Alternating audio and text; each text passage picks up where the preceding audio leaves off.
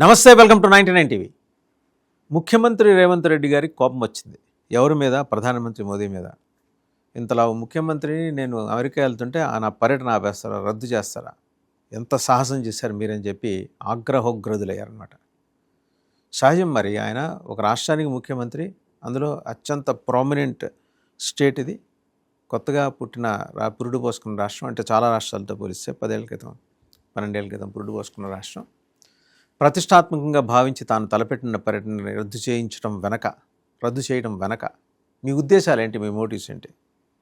మీరు ఎవరితోనైనా మాట్లాడచ్చు, మీరు ఎక్కడికైనా వెళ్ళచ్చు, మీరు ట్రంప్ గారిని కౌలించుకోవచ్చు. మేము మాత్రం వెళ్తే మాకు దురుద్దేశాలు ఆపాదిస్తారా అంటూ చెడుగుడు ఆడుకున్నారు ప్రధానమంత్రి మోడీని. ఇంకో భాషలో చెప్పాలంటే కడిగేశారు. ఈ ఒక్క ముఖ్యమంత్రి గారినైనా విదేశీ పర్యటనల నుంచి వెనక్కి పిలిపించింది లేదా రద్దు చేసింది? లోగడ ఇలాంటి సంఘటనలు ఏమన్నా జరిగాయా? దానికి గల కారణాలేంటి? వీటి మీద సమగ్ర విశ్లేషణ అందించడానికి మనతో ఉన్నారు senior journalist and political analyst Suresh Kochetli గారు. నమస్తే. ముఖ్యమంత్రి గారు నిన్న 3 భాషల్లో ఆగ్రహం వ్యక్తం చేశారు: తెలుగు, హిందీ, ఇంగ్లీష్. చూశారు కదా ప్రధానమంత్రి మీద. ఇది మనం ఫస్ట్ ఈ డిప్లొమాటిక్ నైసెసిటీస్ ముందు అర్థం చేసుకోవాలి. మీరు ఒక పర్సనల్ విజిట్కి వెళ్ళారనుకోండి, టానా వాళ్ళు పిలిచారు ఎన్నోసార్లు. ఇప్పుడు రీసెంట్ జరిగిన ఆటా మీటింగ్ చాలామంది మినిస్టర్స్ వెళ్ళారు ఇక్కడి నుంచి. ఆ లిస్టులో రేవంత్ రెడ్డి గారి పేరు కూడా ఉండే, కానీ ఆయన వెళ్ళలేదు.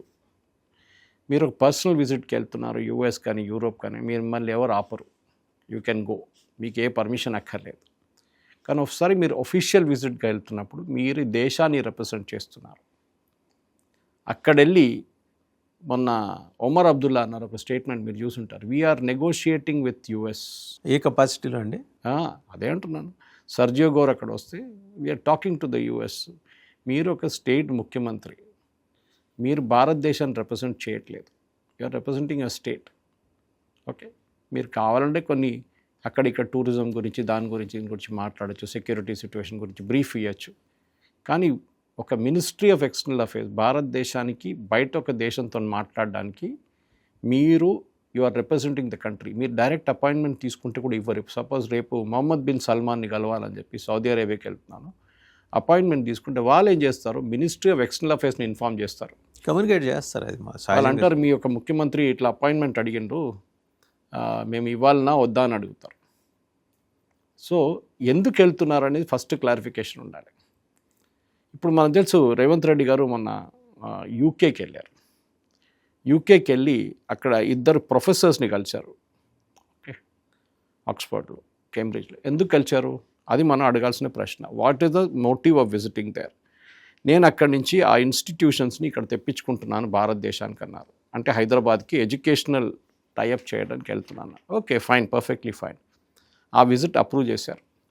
కానీ అక్కడ వెళ్ళిన తర్వాత తెలిసింది ఏంటంటే, రేవంత్ రెడ్డి గారు కలిసిన ఒక 2 క్యారెక్టర్స్ ఉన్నారు అక్కడ. వాళ్ళు చాలా కాంట్రవర్షియల్ క్యారెక్టర్స్. వాళ్ళు ఒకరైతే లేడీ ట్యూడోర్, ఆమె మోదీ గారు వ్యతిరేకంగా, భారతదేశం వ్యతిరేకంగా ఆర్టికల్స్ రాశారు ఆమె చాలా మటుకు.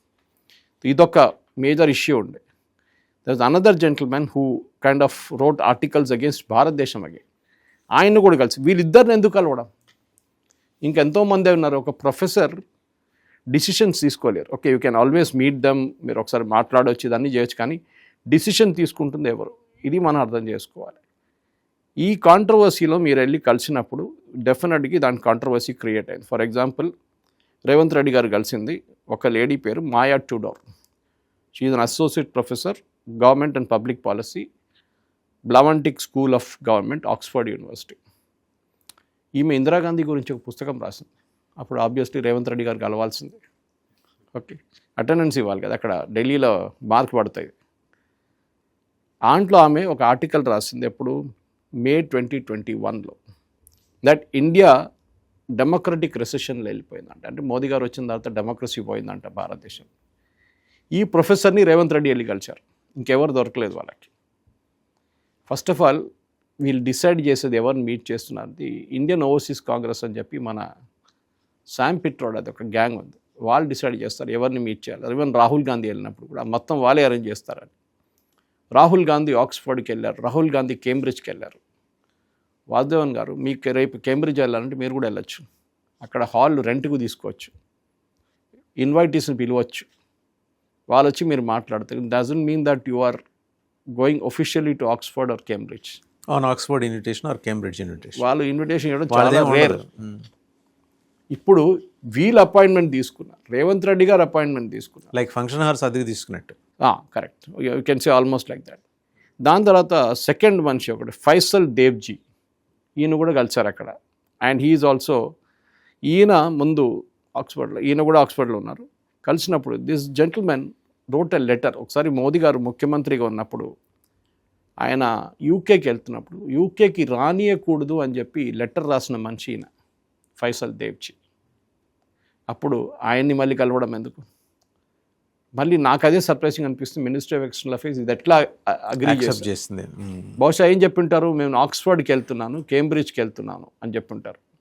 కానీ he would given a name of a professor, concern professor. So ఎంఈఏలు ఎక్కడో ఇది వెట్టింగ్ ప్రాసెస్లో ఇది మిస్ అయిపోయింది. That these two are anti India characters అని. సరే ఇది అయిపోయింది. దానికన్నా ముందు మీరు ఎప్పుడైనా ఒకసారి మీరు బయటికి వెళ్తున్నారంటే గవర్నమెంట్ ఆఫ్ ఇండియాని ఇన్ఫార్మ్ చేసి స్పెసిఫిక్ డీటెయిల్స్ ఇవ్వాల్సి వస్తుంది. మీరే చెప్పారు, ఇది ఫస్ట్ టైం కాదు ఒక ముఖ్యమంత్రిని పర్మిషన్ రిఫ్యూజ్ చేసి